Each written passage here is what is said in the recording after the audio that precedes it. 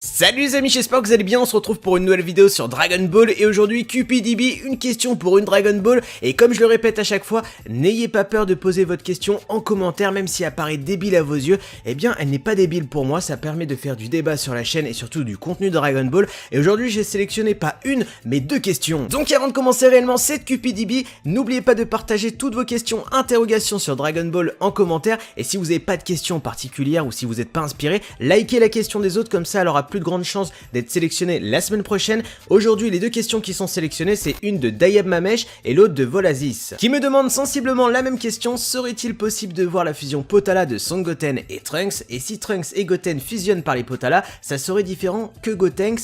Alors, je vais mixer cette question pour donner: est-ce que ça serait possible de voir la fusion Potala de Son Goten et Trunks? Et quelle serait sa puissance comparée à Gotenks? Et avant de pouvoir commencer réellement à répondre à cette question, il faut tout simplement se plonger dans l'histoire des Potala, quelle est leur mythologie par rapport au Kaioshin et à la fusion et surtout la comparer par rapport aux règles de la fusion Métamol. Les Potala sont des boucles d'oreilles portées de base par les Kaioshin et leurs assistants. Elles sont listées comme le trésor des Kaioshin qui se transfèrent de génération en génération. Au premier abord, sans y prêter réellement attention, on pourrait croire à de simples boucles d'oreilles pour donner un flow supplémentaire aux Kaioshin. Mais en vrai, elles renferment un secret que le vieux Kaioshin nous dira en donnant sa paire à Goku dans l'arc Majin Buu. Les Potala augmenteraient la puissance de ses utilisateurs et permettraient une fusion. Le vieux Kaioshin dira à Goku que la fusion Potala est incomparable et donne naissance à un guerrier bien plus fort que celle de la fusion Métamol, car les Potala sont des trésors sacrés des dieux. Et même si le vieux Tokar Kaioshin dira à Goku que la fusion Potala est définitive dans Dragon Ball Z, dans DBS on apprendra que la fusion Potala est temporaire pour les non-Kaioshin et dure environ 1 heure. Dans le Dragon Ball Super Exciting Guide sorti en 2009, on apprendra que la fusion Potala n'additionne pas mais multiplie les puissances des deux guerriers qui fusionnent.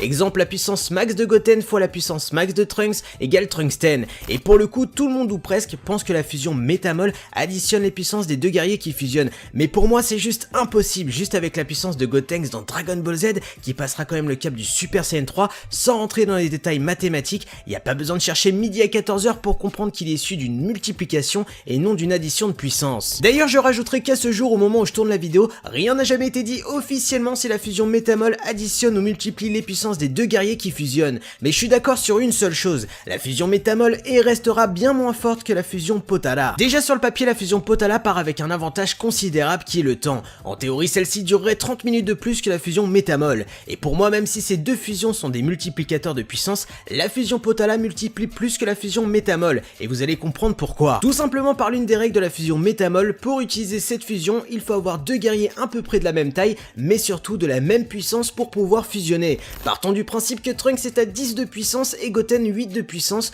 Pour pouvoir fusionner, Trunks doit baisser sa puissance à 8, ce qui donne 8 x 8, 64 de puissance pour Gotenks. Maintenant prenons le cas de la fusion Potala avec la même base de puissance pour Trunks et Goten, c'est-à-dire 10 pour Trunks, 8 pour Goten. À l'inverse de la fusion Métamol, Trunks n'a pas besoin de baisser sa puissance pour arriver à la puissance de Goten, ce qui donne 10 x 8, 80 de puissance pour Trunkten. Vous l'avez compris, le vieux Tokar Kaioshin n'a pas menti sur ce point, les Potala donnent naissance théoriquement à un guerrier plus fort, donc si un jour dans l'avenir de la série Dragon Ball Super, Goten et Trunks, comme des loupards, volent les Potala à Shin ou au vieux Tokar Kaioshin, eh bien Trunksten serait bien plus fort que Gotenks. Enfin voilà tout ce que je peux dire sur cette QPDB, merci à vous de m'avoir posé cette question, j'ai kiffé réellement débattre sur le cas Trunksten puisque c'est un personnage que je kifferais réellement voir dans l'avenir de Dragon Ball Super.